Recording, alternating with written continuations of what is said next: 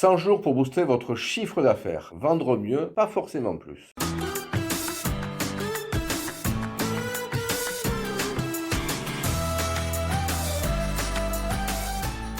Bienvenue dans cet épisode de Gardons le Cap, le podcast qui permet aux entrepreneurs de tendre vers le succès. 100 jours, oui, 100 jours, c'est ce qui nous sépare de la fin de l'année. Et la question est simple, allez-vous subir ces 100 jours ou les transformer en tremplin?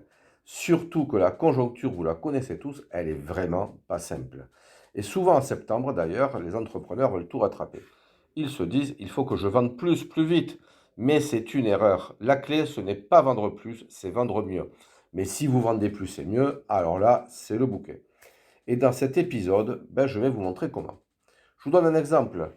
Un dirigeant que nous avons accompagné qui se lance en septembre en multipliant les actions, mais qui finit rincé en décembre avec un CA en dessous de ses attentes parce qu'il n'avait pas de plan ni de focus et surtout pas de méthode.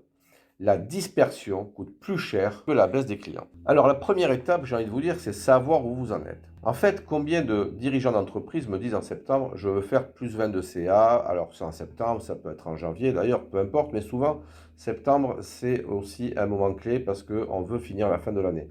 Mais sans savoir exactement où ils en sont vraiment. Alors mon conseil, avant d'agir, posez vos chiffres. Quel est votre chiffre d'affaires actuel? Quel est votre objectif de fin d'année? Et quel est l'écart à combler. Alors, ce qui est bien, c'est d'avoir fait un business plan en début d'année avec des objectifs, une vision et derrière d'avoir estimé un résultat potentiel compte tenu de vos charges et de votre chiffre d'affaires. Alors, exemple chiffré, si vous voulez atteindre 300 000 euros et que vous êtes à 250, il vous manque 50 000 euros. D'accord? Donc, c'est un exemple simple. Si votre panier moyen est 2 000 euros, il vous faut 50 ventes. Et avec un taux de conversion de 20%, cela veut dire qu'il vous faut voir 250 prospects. Avec 20% de réussite, vous faites 50 ventes à 1 000 euros. Donc là, vous avez un plan clair. Donc, c'est vrai que quand on se donne des objectifs de chiffres, il faut intégrer, en fait, quel est son panier moyen et le nombre de personnes que l'on voit. Donc, il faut un vrai plan d'action et ça, évidemment, c'est ce que nous faisons avec les entrepreneurs que nous accompagnons. Donc, notez votre chiffre d'affaires, votre objectif et traduisez-le en nombre de ventes et en nombre de prospects à rencontrer. Et c'est là que nous arrivons à l'étape 2. Comment vendre mieux? Pas forcément plus. Le problème, c'est pas toujours le volume. Parfois, vous avez assez de clients, mais vous vendez mal, il faut bien le dire.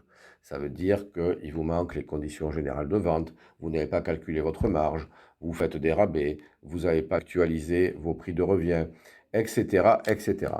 Donc, vendre mieux, c'est oser vendre à sa juste valeur. Et pour cela, il faut être conscient de sa valeur, des marges que l'on fait, et puis surtout des bénéfices que l'on amène aux clients, pour travailler plus sur les bénéfices qu'on amène aux clients que sur le coût. D'ailleurs, ce mot coût, je veux que vous le rayiez parce que beaucoup trop l'emploient et c'est contre-productif. Donc, comprendre le besoin réel du client.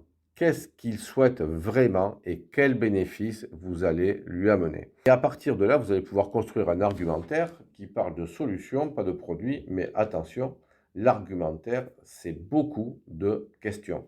On n'est pas dans une activité aujourd'hui où celui qui parle le plus, c'est celui qui vend le plus.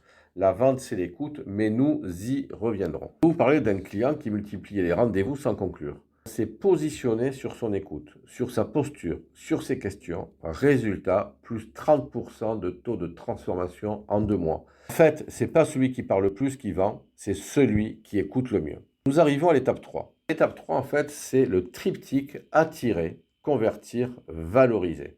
Évidemment que je dois attirer des prospects et que je dois aussi fidéliser mes clients. Et quand nous sommes dans des ventes en one-shot, parce que je suis dans le bâtiment, je fais une toiture, c'est vrai que le client ne va pas refaire une toiture tous les ans. Par contre, celui-ci peut parler de nous et nous référencer du client. Donc, pour attirer du réseau, alors du réseau terrain, je vais dire à l'ancienne, mais ça marche quand même bien, serrer des mains, rencontrer du monde, être convivial avec les personnes et parler de ce qu'on fait, mais surtout aussi écouter ce dont les autres ont besoin. Ils peuvent être potentiellement clients ou vous ramener du monde. Ensuite, les réseaux sociaux pour montrer votre visibilité. Ensuite, sur la partie attirer, j'ai envie de parler de référencement. Donc, c'est être visible là où vos clients vous cherchent. Donc, référencement Internet, référencement par de la prescription, etc.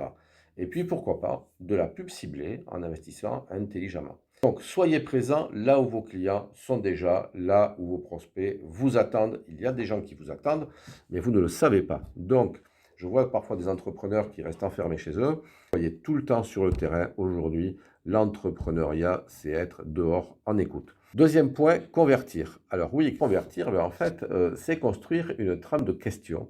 Et moi, j'aime bien les questions qui consistent à faire le tour d'horizon du projet, votre client, que ce soit en B2C, en B2B, en tout cas quand vous êtes en tête-à-tête. Voilà. Donc, en fait, pour construire une trame, mais déjà, il faut être sûr du besoin. Quel est le besoin? S'il est satisfait, qu'est-ce que ça va générer chez votre client? Quoi c'est utile pour vous? Et avant d'aller vite en proposition, posez vraiment sur des questions par rapport aux besoins, comment la personne physique, morale se projette en remplissant votre besoin.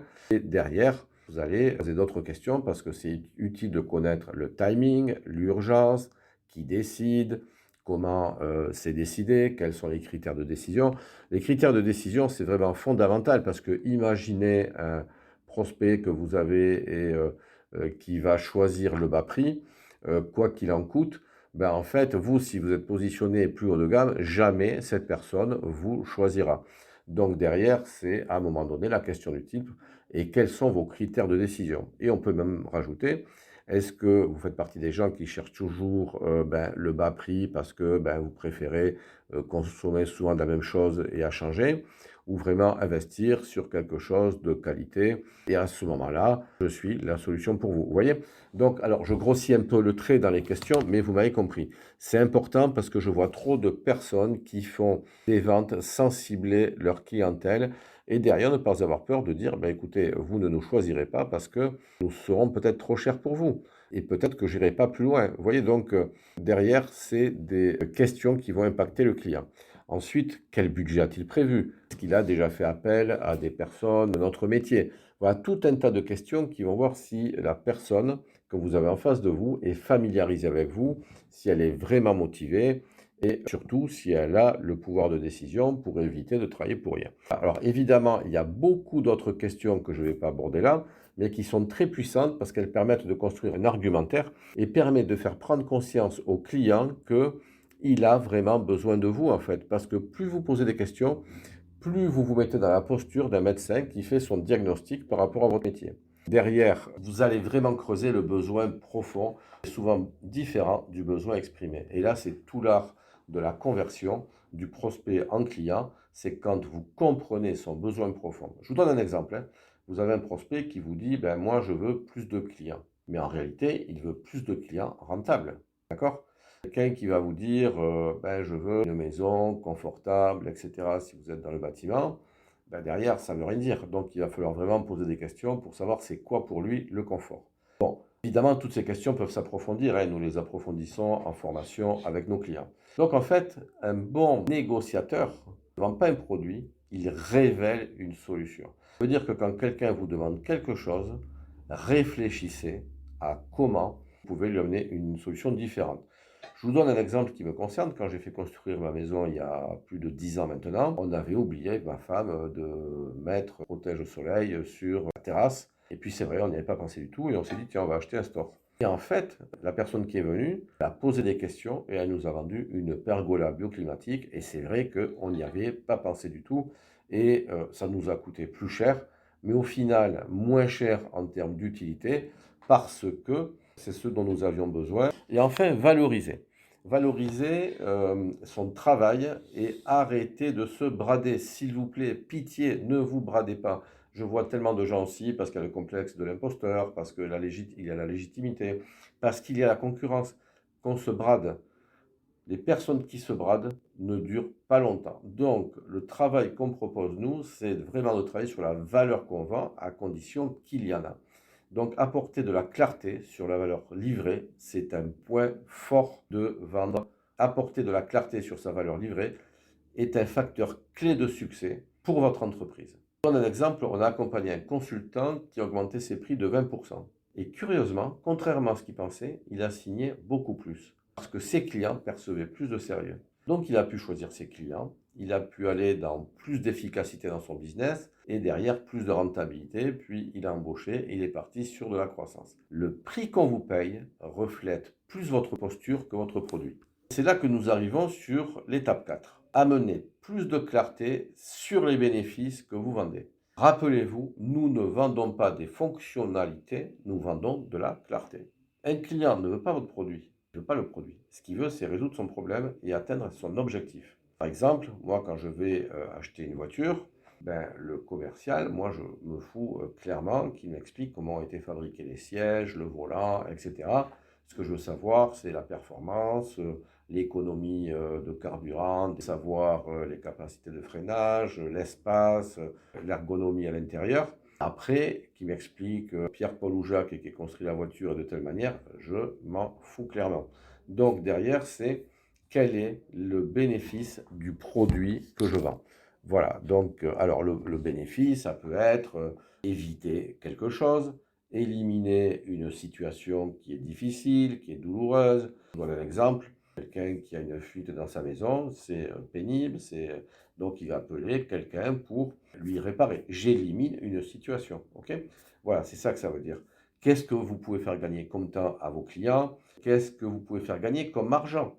Et quel plaisir vous pouvez amener? On va aller sur éliminer, éviter, temps, argent et plaisir. Rappel sur cette partie-là, vos clients n'achètent pas ce que vous faites, ils achètent ce que ça change pour eux.